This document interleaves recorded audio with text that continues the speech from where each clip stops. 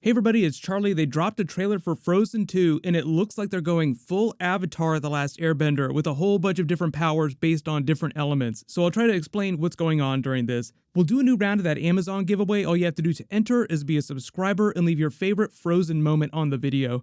The whole thing with this trailer that was confusing people this morning is there's no dialogue, so of course you have no context for what's going on, but they have released some story details, so I'll explain what the story is, and there's a lot of Easter eggs and clues as to what's going on with the characters in the footage that they gave us. So one, biggest thing, they go to a completely different place. It doesn't take place in the wintry location of Arendelle. They're going somewhere where it's either fall or another season, just denoted by the leaves that blow through the title sequence. The big red leaf literally flows right through the O, and you see a couple of different powers on display with different characters. There are two brand new, younger looking characters that appear, but they haven't officially revealed who they are. But I have a pretty good theory about what's going on. It has a lot to do with their journey of self-discovery and finding out about where Elsa's powers actually come from. They're really mysterious about the way they open the trailer with Elsa looking very determined, like she's definitely going to cross whatever body of water there is. Either it's an ocean or just like a really giant river, it's hard to tell. She's going somewhere else using her powers, but it's not quite enough.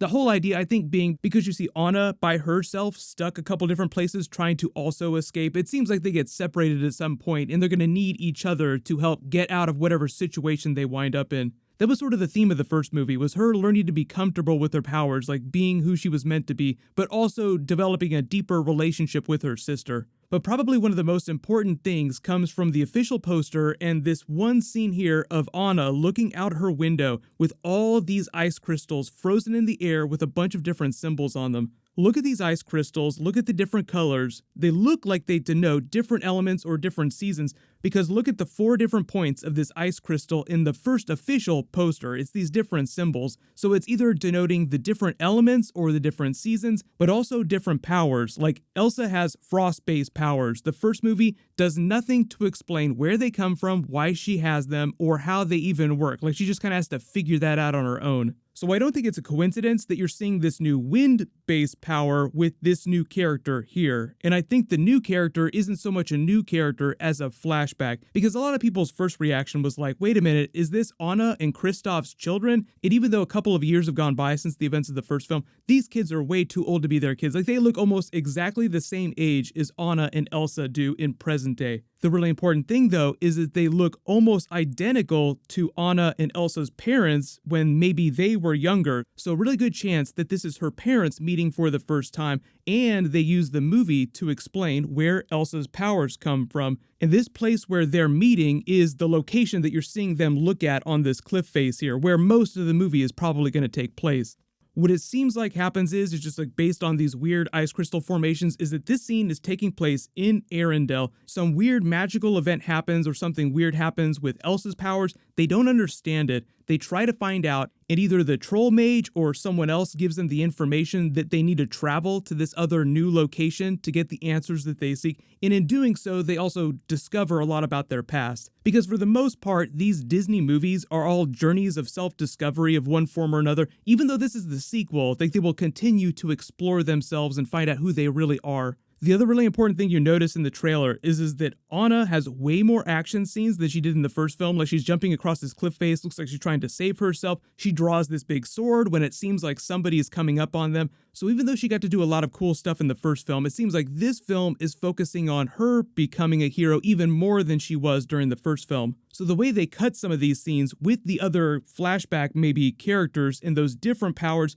also implies that maybe Anna has powers too that they find out about during the film. Think about it like the Avatar cycle: water, wind, fire, earth, whatever the different elements they're going to be using for the film, she might wind up having one of those different abilities. And if this winds up being her mother, because they say that Elsa was born with her powers, so it implies they were passed along biologically through their family. So even if this isn't their mother, it might be another one of their ancestors from even further back. If you remember the first film, they didn't really get into the mechanics of her abilities or anything like that. They just said that she had powers and she didn't know how to control them, and she was shutting herself off and turning into something of a supervillain trying to push everyone away. But the only other person confirmed that we know about in the movie that had any kind of sense for what was going on was that troll Mystic. But he was mostly there just to bring Anna back from the edge of death and give Elsa that warning, like, be careful, this could happen someday. They just kind of pushed her on her way, like, good luck, have fun with that.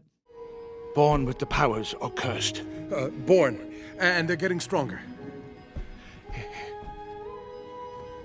You are lucky it wasn't her heart. The heart is not so easily changed, but the head can be persuaded. Do what you must. I recommend we remove all magic, even memories of magic, to be safe. But don't worry, I leave the fun.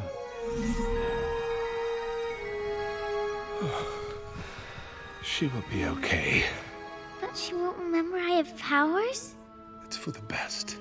Listen to me, Elsa. Your power will only grow. There is beauty in it, but also great danger. You must learn to control it. Fear will be your enemy.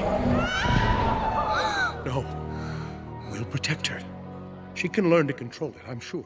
The other really important line of dialogue in that clip is when he says that he's healing Anna or bringing her back to consciousness, is that he's removing all magic and all memory of magic as well, implying that Anna had some kind of magic within her that he took out or he blocked somehow. It's a really ambiguous comment, and little Elsa is like, wait, she won't remember that I have powers, but also I think the twist is maybe that she won't remember that she has powers. The movie doesn't really analyze Anna's character that much when she's young. It's mostly focused on their relationship and Elsa's powers. So I think big twist, he was also sort of putting this block on whatever her powers might wind up being, and it might be based on one of these other different elements. But like I said, remember, Disney movie, pretty standard journey of self-discovery, so it looks largely like Elsa continuing to discover where her powers come from, but also in doing that, Anna winds up discovering a lot of new things about herself. So post all your Frozen 2 theories in the comments below. The other important thing too, remember, this is the biggest year ever for Disney, so even though Frozen 1 was like this big box office powerhouse, there was Frozen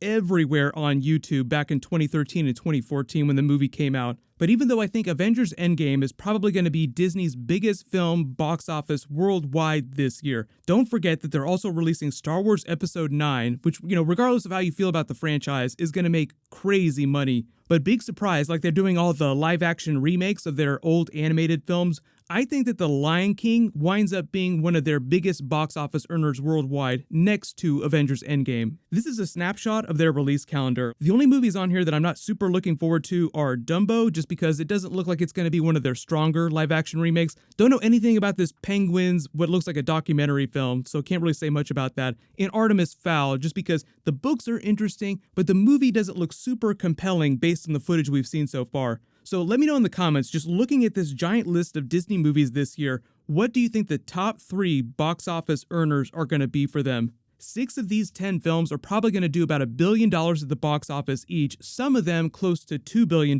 like Avengers Endgame, but we'll talk about box office predictions for Avengers Endgame and Star Wars and all that stuff later this year. There's a whole bunch of other stuff that just dropped in the past couple of days. Leave your video requests in the comments below. I know I didn't do an Aladdin trailer, but so many people were hating on that I couldn't think of a good spin, and it seemed like people were a little more interested in what's going on during this. Hopefully you're not having too many nightmares about Will Smith Genie, but I do love some of the memes. While you wait for everything, click here for a brand new Captain Marvel and Avengers Endgame trailer video, and click here to rewatch that new Lion King trailer. Thank you so much for watching. Everybody stay awesome. I'll see you guys tonight.